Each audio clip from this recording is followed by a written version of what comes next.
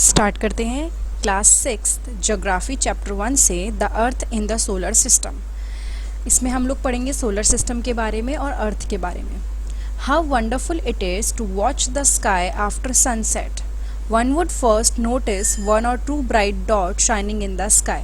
यानी कि जब सनसेट होता है उसके बाद हम अगर स्काई को देखते हैं तो वो काफ़ी अच्छा लगता है और काफ़ी सही लगता है देखने में, और ऐसा लगता है कि जैसे 2-3 ब्राइट डॉट्स हैं जो शाइन कर रहे हैं स्काई के अंदर।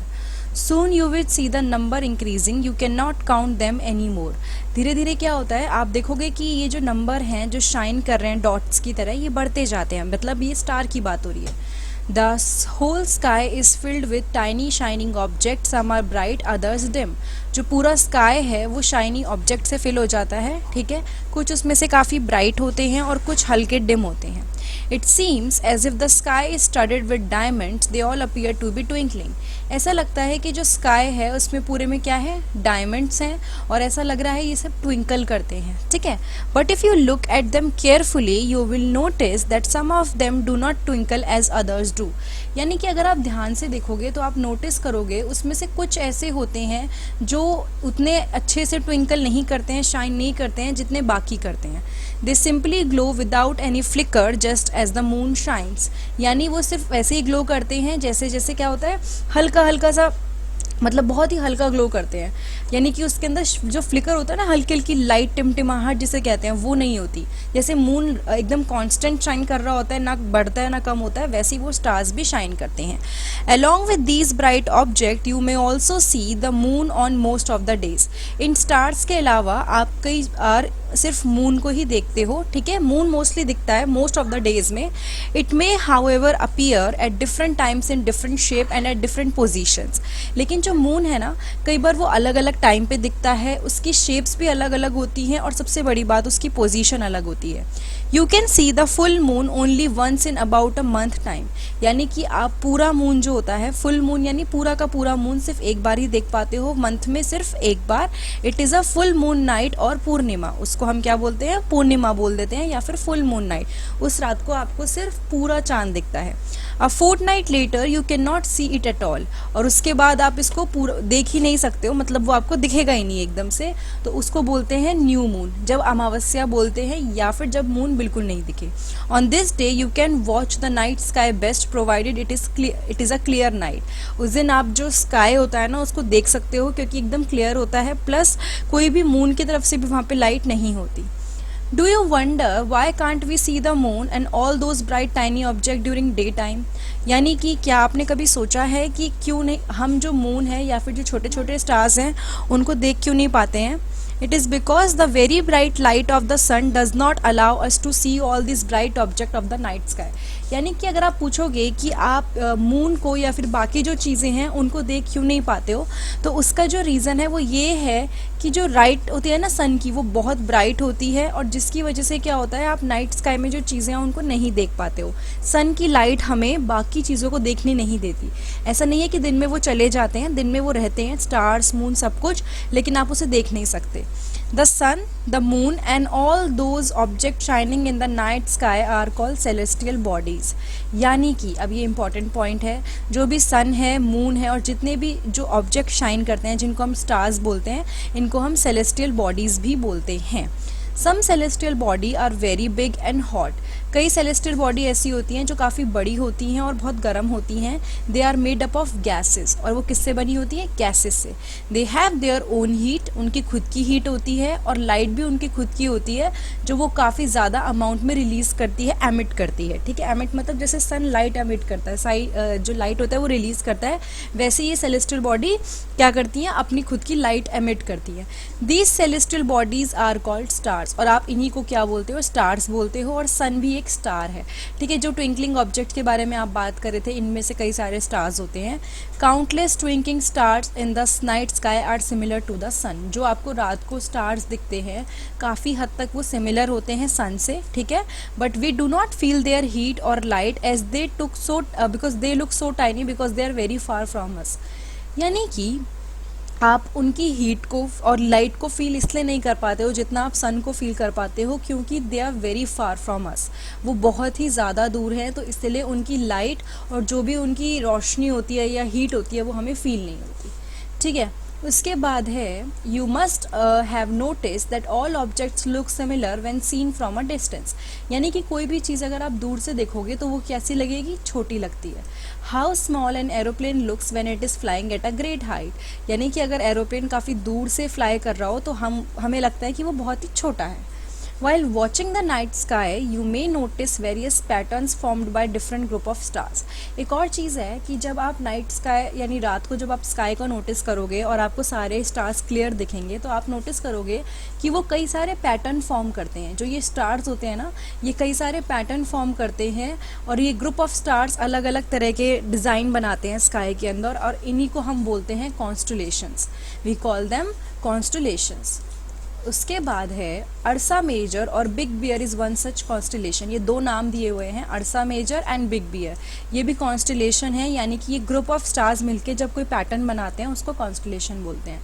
One of the most easily recognisable constellation is the Saptarishi. एक बहुत ही ईजी से जो डिटेक्ट हो जाता है, जो पता चल जाता है कि ये कॉन्स्टलेशन है, वो सप्तऋषि है। ठीक है, it is a group of 7 stars that forms a part of Ursa Major constellation. ये क्या है, ये 7 स्टार का ग्रुप है। It is a group of 7 stars that forms a part of Ursa Major constellation. जो क्या फॉर्म करता है, अर्सा मेजर कॉन्स्टलेशन का पार्ट होता है। और ये किसकी बात हुई है, सप्तऋषि की। Ask someone elder in your family or neighbourhood to show you more stars, planet and constellation in the sky. आप अपने घर में किसी को बोल सकते हैं कि वो आपको कॉन्स्टलेशन या डिज़ाइन दिखा दें, तो वो आपको दिखा सकते हैं। In ancient times people use to determine direction during the night with the help of stars. पुराने ज़माने में क्या होता था, जब लोगों को डायरेक्शन का पता लगाना होता था रात को, तो वो किसकी हेल्प से पता लगाते थे, स्टार्स की हेल्प से पता लगाते थे। The north star is indicate the north direction. जो नॉर्थ स्टार होता है ना, वो नॉर्थ डायरेक्शन इंडिकेट करता है। It is also called the pole star. और ये जो नॉर्थ स्टार होता है इसको हम पोल स्टार भी बोलते हैं। ये हमेशा आसमान में सेम जगह पे रहता है। We can locate the position of the pole star with the help of Saptarishi. और अगर हमें पोल स्टार की लोकेशन बतानी है कि यहाँ पर है, तो हम सप्तऋषि की हेल्प से लोकेट कर सकते हैं। Look at figure 1.1। उसके बाद है you will notice that if an imaginary line is drawn joining the pointer stars and extended further it will point to pole stars. यानी कि अगर आप इन सबको देखो, जैसे कि अगर आप क्या करोगे, ये सप्तऋषि की हेल्प से 2 पॉइंट आपने यहाँ देखे, उसके बाद उसके डायरेक्ट सीधे में आप देखोगे तो आपको नॉर्थ स्टार भी दिखेगा। ठीक है, तो इसने क्या बोला कि आप एक इमेजिनरी लाइन अगर ड्रॉ करोगे पॉइंट स्टार के साथ तो आपको पोल स्टार भी दिख जाएगा। तो पुराने ज़माने में इसकी हेल्प से क्या करते थे, लोग डायरेक्शन का पता लगाते थे। Some celestial body do not have their own heat and light. कई ऐसी सेलेस्टियल बॉडीज़ होती हैं जिनकी खुद की हीट नहीं होती और जिनकी खुद की लाइट नहीं होती।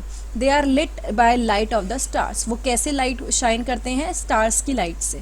ठीक है, सच बॉडीज़ आर कॉल्ड प्लैनेट। और ऐसों को हम प्लैनेट्स बोलते हैं, यानी कि इनकी खुद की लाइट नहीं होती, ये बाकी स्टार्स से लाइट लेते हैं। The word planet comes from the Greek word planetai which mean wanderers. अब अगर प्लैनेट का मतलब देखें तो वर्ड प्लैनेट जो है वो ग्रीक वर्ड प्लांटियाई से लिया है, जिसका मतलब होता है wanderers. The earth on which we live is a planet. यानी कि जिस अर्थ पे हम रह रहे हैं उसको हम प्लैनेट बोलते हैं। It gets all its heat and light from the sun which is our nearest star. यानी कि हम जो भी लाइट ले रहे हैं, जो भी हीट हमें मिल रही है, वो किससे मिल रही है, हमें सन से मिल रही है, जो हमारा नियरेस्ट स्टार है, सबसे पास रहने वाला स्टार है। If we look at the earth from a great distance से the moon it will appear to be shining just as the moon. यानी कि अगर हम देखें क्या अर्थ को काफ़ी ग्रेट डिस्टेंस से, दूरी से अगर हम अर्थ को देखें, समझ लीजिए मून से देखोगे तो वो क्या होगा, वो मून की तरह शाइन करता हुआ दिखाई देगा। फॉर एग्जाम्पल अगर हम अर्थ से मून को देखते हैं तो हमें दिखता है कि मून शाइन कर रहा है, मतलब खुद की लाइट नहीं है उसकी, वो भी लाइट ले रहा है लेकिन वो शाइन कर रहा है। तो सेम वे अगर आप अर्थ को कहीं दूर से देखोगे तो आपको लगेगा कि अर्थ भी शाइन कर रही है। The moon that we see in the sky is a satellite. जो मून आप देखते हो कहाँ पे, स्काई में, वो क्या है, एक सैटेलाइट है। ठीक है। It is a companion of our earth and moves round it. जो मून है वो हमारी अर्थ का कंपेनियन है और उसके आसपास घूमता है। Like our earth there are several other planet that get heat and light from the sun. यानी कि ऐसे 7 और प्लैनेट हैं जो सन से हीट लेते हैं और लाइट लेते हैं, और कुछ जो क्या कहते हैं प्लैनेट्स हैं उनके खुद के मून्स भी हैं। जैसे कि हमारा अपना एक मून है, वैसे ही हर प्लैनेट का अपना एक मून होता है, कई का है कई का नहीं भी है। Interesting fact, Jupiter, Saturn and Uranus have rings around them. These are belts of small debris. These rings may be seen from the earth with the help of powerful telescope. यानी कि जो जुपिटर है, Saturn है और Uranus है, इनके आसपास क्या होती है, रिंग्स होती हैं, ठीक है। They have rings around them, और ये ना पतली पतली सी बेल्ट है इनके पास, जो छोटे छोटे टुकड़े वुकड़े होते हैं उसकी बनी हुई बेल्ट हैं जो बेसिकली रिंग लगती हैं। और ये रिंग आप देख सकते हो अर्थ पे से अगर आप एक बहुत ही पावरफुल माइक्रोस्कोप को यूज़ करो तो, ठीक है। इसके बाद we will study about the solar system. The sun, 8 planets, satellite and some other celestial body known as asteroid and meteoroids। इसको दोबारा पढ़ देती हूँ मैं। सन हो गया, 8 प्लैनेट हो गए, सैटेलाइट्स हो गई, और कई ऐसी सेलेस्टियल बॉडी है जिनको हम एस्टेरॉइड्स बोलते हैं या मीटेरॉइड्स बोलते हैं। ये क्या करती हैं, ये सब मिला के सोलर सिस्टम बनाती हैं, और इसको हम सोलर फैमिली भी बोलती हैं with the sun as its head. Solar family है जिसमें हेड कौन है, सन, मतलब मेन जो है वो सन है। डू यू नो, उसके बाद एक फैक्ट दिया हुआ है, Sol in Roman mythology is sun god. Sol का मतलब है sun god. Solar means related to the sun, यानी कि ये सन से रिलेटेड है। The family of the sun is therefore called the solar system. तो जो फैमिली होती है सन की उसको हम सोलर सिस्टम बोलते हैं, ठीक है। तो सन जो बेसिकली सोल वर्ड है उसका मतलब ही सन गॉड है। Now we will study about the sun. The sun is the centre of the solar system. जो सन है वो सेंटर है, एकदम मेन है किसका, सोलर सिस्टम का। It is huge and made up of extremely hot gases. जो sun है ना वो बहुत ही बड़ा है और बहुत ही हॉट गैसेस से बना हुआ है। It provides the pulling force that binds the solar system. कुछ ऐसी फोर्सेस, अपनी तरफ खींचने वाली फोर्सेस ये क्रिएट करता है जिसकी वजह से सोलर सिस्टम जैसा है वैसा रहता है। The sun is the ultimate source of heat and light for the solar system. जो सन है ना वो क्या है, वो अल्टीमेट सोर्स ऑफ हीट है एंड लाइट है, किसके लिए, सोलर सिस्टम के लिए। But that tremendous heat is not felt so much us because despite being our nearer star, it is far away from us. The sun is about 150 million kilometer away from the earth. उसने क्या बोला कि वो इतना गर्म है, इतनी ज़्यादा हीट प्रोड्यूस करता है, लेकिन तब भी वो हीट हम फील नहीं करते हैं। और ऐसा क्यों होता है, चाहे जो ये सन है ये बहुत पास है, लाइक हमारे सारे प्लैनेट से या अर्थ के बहुत पास है, लेकिन एक्चुअली इतना पास जो दिख रहा है ये उतना भी पास नहीं है। ये जो किलोमीटर्स में अगर आप नापोगे तो बहुत दूर है। तो यानी कि जो आपको शाइन करते हुए स्टार्स दिखते हैं वो बहुत ही ज़्यादा दूर है, ठीक है। तो यहाँ पे बात हुई सन की कि वो सेंटर है सोलर सिस्टम का, बहुत ज़्यादा हॉट गैसेस से बना है, सोलर सिस्टम को बना के रखता है और ultimate source of heat and light है। और अगर इसकी हीट आप फील नहीं करते, मतलब क्या होता है, इतनी ज़्यादा हीट हम फील नहीं करते, ऑब्वियसली धूप आती है हम फील करते हैं थोड़ी, बट बहुत ज़्यादा नहीं क्योंकि ये काफ़ी दूर है, ठीक है। नाउ प्लैनेट्स के बारे में हम पढ़ते हैं। एक there are 8 planets in our solar system. हमारे सोलर सिस्टम में 8 प्लैनेट्स हैं। In order of their distances from the sun they are Mercury, Venus, Earth, Mars, Jupiter, Saturn, Uranus and Neptune. ये सारे नाम हैं उन प्लैनेट्स के। अब देखो एक कोडवर्ड दिया हुआ है, अगर आपको याद करना है, my, very, efficient, mother, just, served, us, nuts. इस सीक्वेंस से आप जो पहला पहला लेटर अगर लिखोगे तो आपको एक्चुअली सीक्वेंस पता चल जाएगा कि कैसे जो प्लैनेट्स हैं वो सोलर सिस्टम में अरेंज्ड हैं। अर्थ 3rd नंबर पे आता है, पहला ये आपका है मरकरी, 2nd वीनस है, 3rd अर्थ है, फिर मार्स आता है, ठीक है। Now all the 8 planet of the solar system move around the sun in fixed path। जितने भी planets हैं सोलर सिस्टम में वो सन के आसपास एक फिक्स्ड पाथ में मूव करते हैं। These paths are elongated, they are called orbits। देखो फॉर एग्जांपल मैं एक रफ डायग्राम ड्रॉ करूँगी ताकि आपको समझ में आए। समझ लीजिए सन ये है, ठीक है, ये हमारा सन है।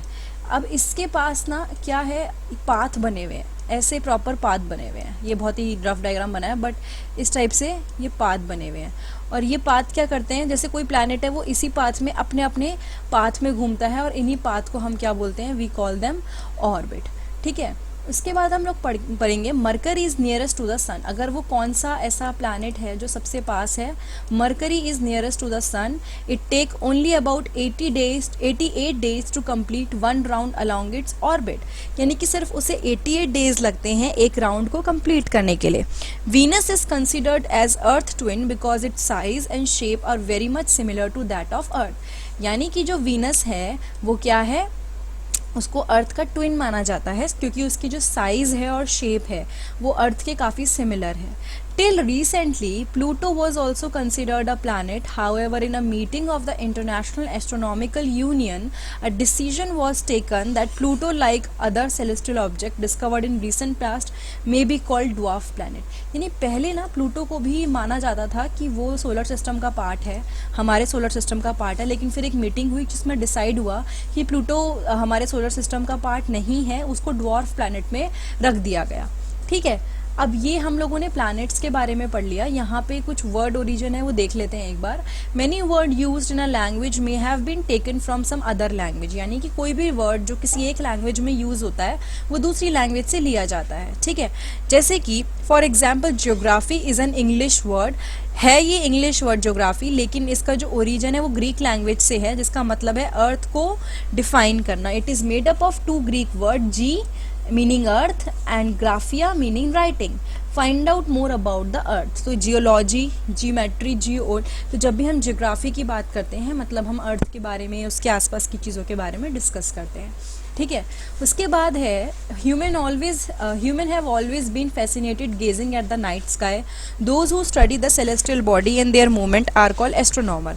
यानी कि वो लोग जो सेलेस्टियल बॉडीज़ को जो भी होती हैं आपके कहते हैं ना अंतरिक्ष में, उनको जो पढ़ते हैं उनको हम क्या बोलते हैं, एस्ट्रोनॉमर्स बोलते हैं।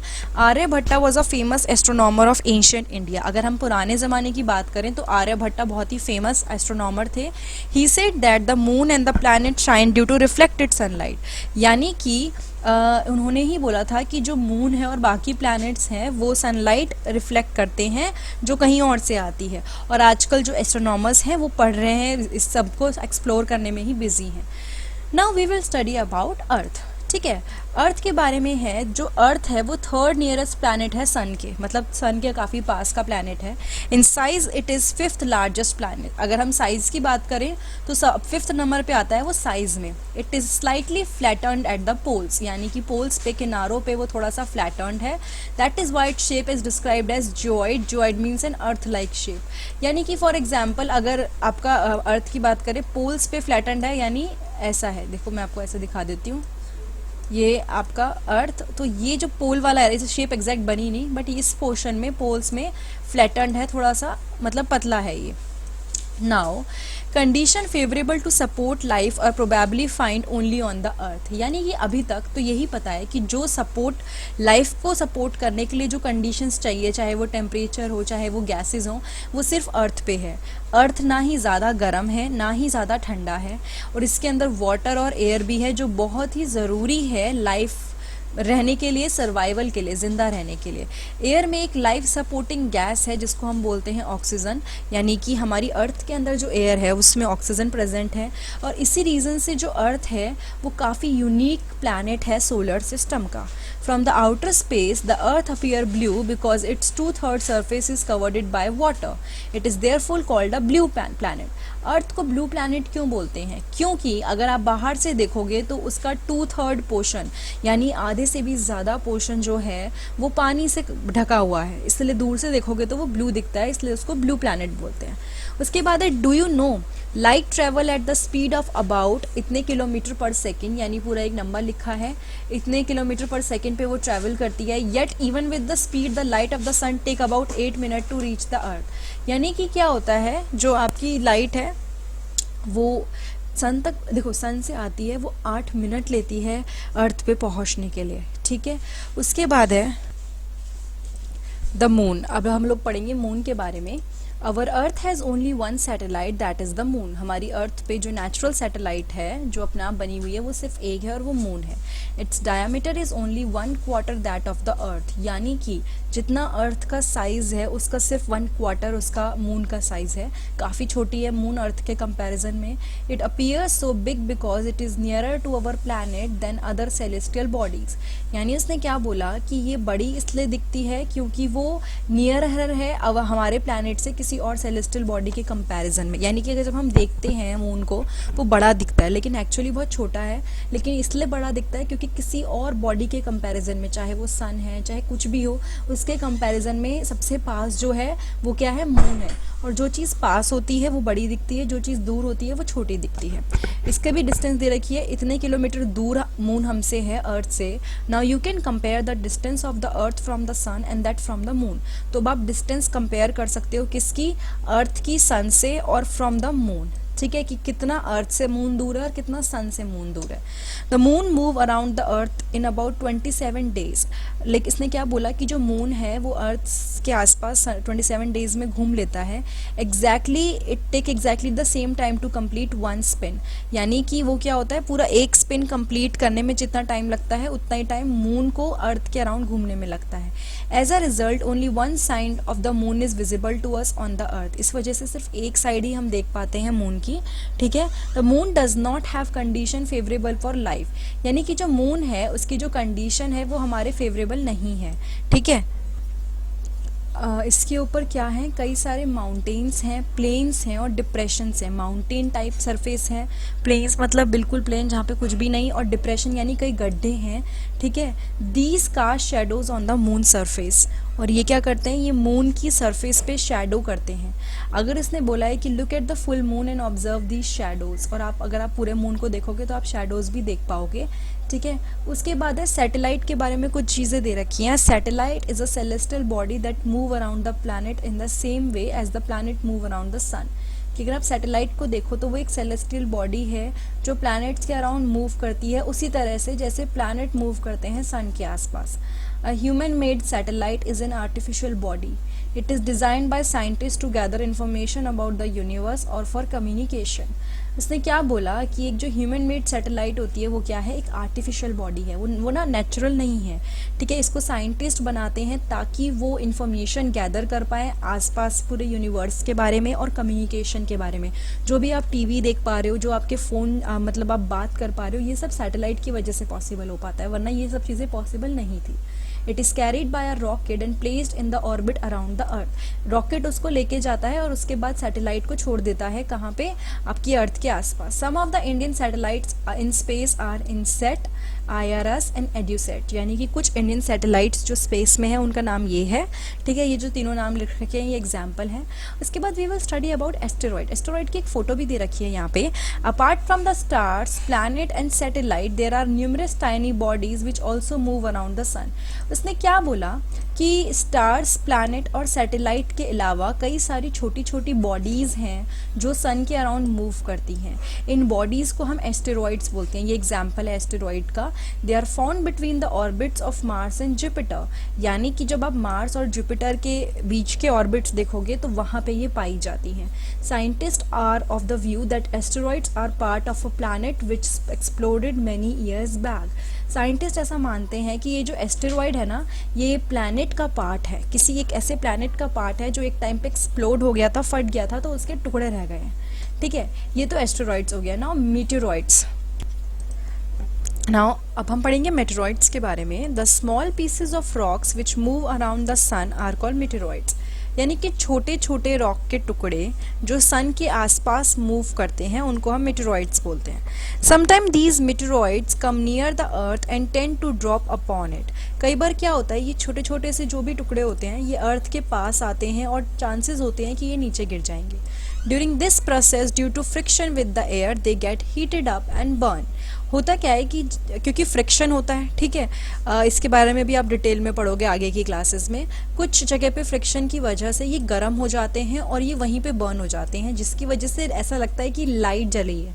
ठीक है, तो इसलिए वो पूरी तरह से जब तक नीचे पहुँचे उससे पहले ही क्या कहते हैं, क्या होते हैं, जल चुके होते हैं। और कई बार जब वो जलने के बाद नीचे आते हैं, लाइक देखो क्या लिखा है, समटाइम्स अ मीटियोर विदाउट बीट कंप्लीटली बर्न, जब वो पूरी तरह जले बिना नीचे आता है तो क्या होता है, अर्थ पे गिरता है और एक स्पेस बना देता है। Do you see a whitish broad band like a white glowing path across the sky on a clear starry night, यानी कि क्या आपने कभी एक वाइटिश बड़ा सा बैंड देखा है, खाली खाली सा वाइट कलर का जो ग्लो कर रहा होता है। It is a cluster of millions of stars, this band is the Milky Way Galaxy, यानी कि ये जो बहुत सारे एक साथ शाइन कर रहे हैं ये क्या है, बहुत सारे स्टार्स हैं, और ये क्या होते हैं, ये जो बैंड है ये क्या बनाता है, मिल्की वे गैलेक्सी बनाता है। Our solar system is a part of this galaxy, हमारा जो सोलर सिस्टम है वो इसका पार्ट है। In ancient India it was imagine to be river of light flowing in the sky, ancient India में क्या था, पुराने टाइम की अगर हम बात करें, ये क्या था, रिवर ऐसा था जैसे कि लाइट फ्लो कर रही है उसकी तरह दिखता था। दस इट वॉज नेम्ड आकाश गंगा, क्योंकि ऐसा लगता था कि ये गंगा टाइप फ्लो कर रही है, ठीक है, इस तरह से इमेजिन किया गया था, इसलिए इसका नाम आकाश गंगा रखा था। A galaxy is a huge system of billions of stars, galaxy है क्या, गैलेक्सी एक बहुत ही बड़ा सिस्टम है जहाँ पे बहुत सारे स्टार्स हैं, कई सारे क्लाउड्स हैं डस्ट के और गैसेस हैं। There are million of such galaxy that makes the universe, और क्या है, यहाँ पे कई सारे मिलियंस में क्या है, गैलेक्सीज हैं जो क्या बनाते हैं, यूनिवर्स बनाते हैं। It is difficult to imagine how big the universe is, scientist are still trying to find out more and more about it, we are not certain about it size but we know that all of us, you and I, belong to this universe, यानी कि अभी तक scientist ढूंढ रहे हैं कि कितना बड़ा है ये, ठीक है, पता नहीं है क्योंकि साइज बहुत ही बड़ा है, और ये इतना पता है कि हम इसका एक पार्ट हैं, ठीक है। इसके बाद हम लोगों को एक ये पढ़ लेते हैं, can you relate yourself with the universe now, you are on the earth and the earth is a part of the solar system, our solar system is a part of the Milky Way galaxy which is a part of the universe. तो इसको थोड़ा समझा देती हूँ, समझ लीजिए एक universe है, यूनिवर्स के अंदर क्या है, मिल्की वे गैलेक्सी है, उसके अंदर सोलर सिस्टम है और उसके अंदर अर्थ है और उसके अंदर हम रहते हैं। तो वो कह रहा है कि कैसे आप इस पूरे उसके से रिलेटेड हो, किस तरह से आप फिट हुए हो, ये आपको समझ में आ गया होगा, ठीक है। तो इसमें हमने सारी चीज़ों को पढ़ लिया, बीट सोलर सिस्टम, पोल स्टार, बीट प्लैनेट, सन। तो ये था चैप्टर 1 क्लास 6 ज्योग्राफी का, the earth in the solar system. अगर ये वीडियो आपको अच्छी लगी है तो प्लीज़ लाइक, कमेंट, सब्सक्राइब और शेयर करना मत भूलिए। ज्योग्राफी के, हिस्ट्री के और साइंस के और चैप्टर्स देखने के लिए आपको डिस्क्रिप्शन बॉक्स में लिंक मिलेंगे, आप उन चैप्टर्स पे क्लिक कर सकते हैं, वरना प्लेलिस्ट के भी लिंक मैंने दिए हैं जो जिस पे आप जाके आपको अपने से जो भी चैप्टर चाहिए वो सारे मिल जाएंगे। Thank you so much.